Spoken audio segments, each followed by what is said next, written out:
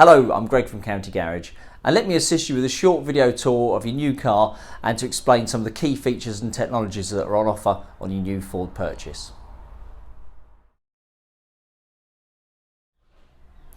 Every vehicle has gone through a comprehensive pre-delivery inspection.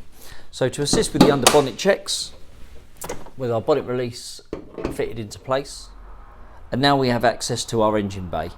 So any items that require check-in before topping up would be coloured in yellow. So we have our engine oil dipstick here, our engine oil filler neck there. We've got our brake fluid reservoir. We have our engine coolant with the maximum level on the side. And we've also got our screen wash top up and neck bottle just here as well. At County Garage, we offer a free courtesy check at 1,000 miles. Now this allows us to check and top up your levels as required, but it also allows you as a customer to ask us any questions or allow us to review any technologies that you may need assistance with. So when it comes to fueling, on the inside of the filler flap, we've got the fuel types that are accepted. So E5 and E10 on this unleaded petrol Puma. We've got the filling process, both at the pump and also for a jerry can. And then we've got our Ford Easy Fuel system. So with the neck itself, if you try and put the wrong size nozzle in, it won't actually fit. So it prevents us from misfueling. And should you be unfortunate enough to run out of fuel, all Fords are supplied with a bypass funnel that is adapted to fit the filler neck. Every car comes supplied with two keys. We've got an unlock, a lock and a tailgate release button. So when we unlock the vehicle, the indicators flash and the mirrors fold out. When we lock the car, the indicators flash and the mirrors fold in. And when we double press the tailgate release button, the tailgate pops open.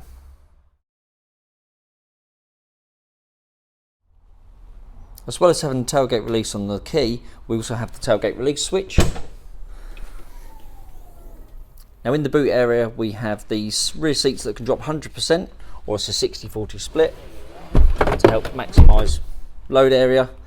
And underneath the floor here, as with the Puma, you've got the extra mega box storage space.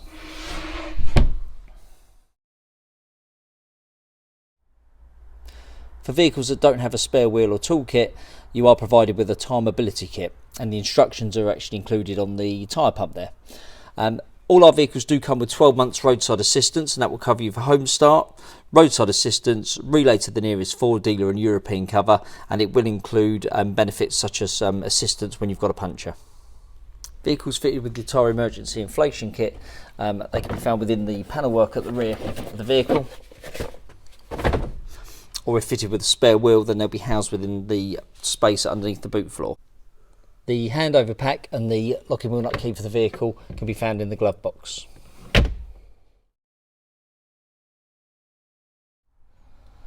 With the seat adjustment, we have a bar below the seat that moves us backwards and forwards.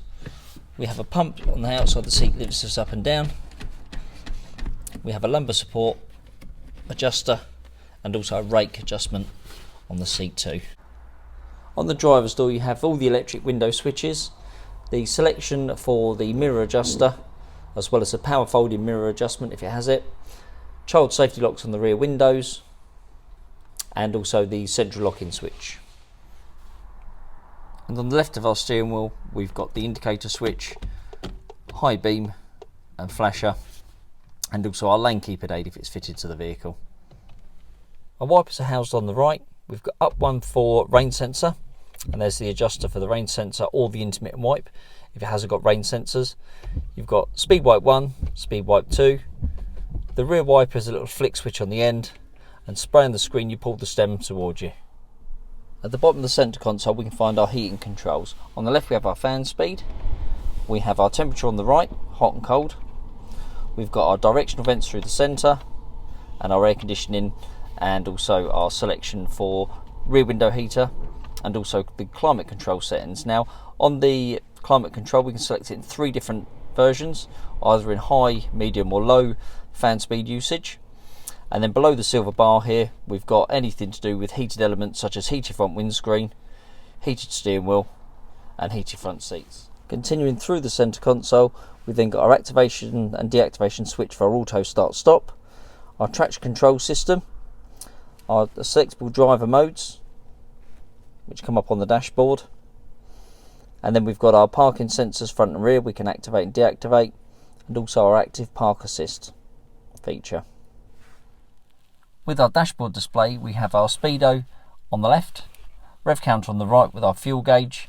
We also have any information such as hybrid gauge through the centre, lane keeping aid and traffic sign recognition for our safety aids, and any adjustments to the screen can be made using the little selector on the steering wheel on the right hand side, and that will cover things like tyre pressure monitoring system, fuel economy data, trip computer data, and hybrid gauge and usage information.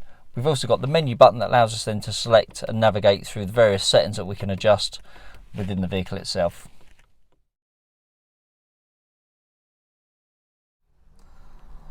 On the left hand side of the steering wheel we have our cruise control and speed limiting device, and as you can see this selection comes up within the screen up here. So we've got our cruise control set up and down for accelerating and decelerating. We can cancel, we can resume, we can turn the cruise control off, and likewise our speed limiter we can select, and then by using the adjuster again we can go up in single miles an hour or holding it and going up into 5 mile an hour increments.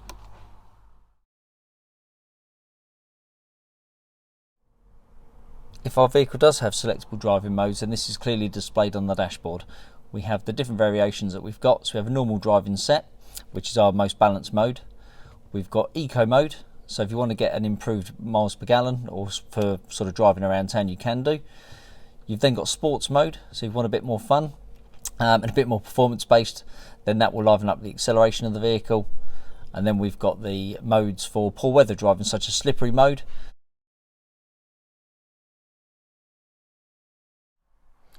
More and more cars are now becoming fitted with a lot more safety systems as standard. So for a lot of cars we've now got the introduction of things like traffic sign recognition, where the forward facing camera reads the road signs as you go through from say a 30 to a 40 mile an hour sign and highlights that on the dashboard. We've got the introduction of the lane keeping aid system, and that will allow us as we're driving up the sort of carriageway, if we drift across the lane or over the markings without indicating, then it will vibrate the steering wheel and alert us that we've used that system. And we've also got the introduction of pre-collision warning system. And the pre-collision warning system will come up in this section here of the dashboard, and basically if a collision is pending, then what it will do is give us an audible tone first of all, with a red display box to tell us that there's possible collision ahead of us. And if we fail to do anything from there, then the car will use active braking, which is where we'll hit the brakes and try and stop that collision from happening, or certainly reduce the impact forces.